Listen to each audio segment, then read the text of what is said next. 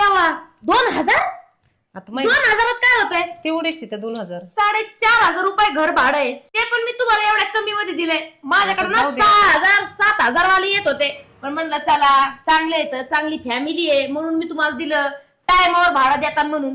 पण तुम्ही हे 2000 चिटकवले तर दर महिन्याला हीच गिचगिच आहे तुमची. मी नंतर देते आल्याच्या नंतर. डागा पिगा पाडू नका, लेकर तुमचे नाही तर भिंतीना रंगून टाकते सगळे.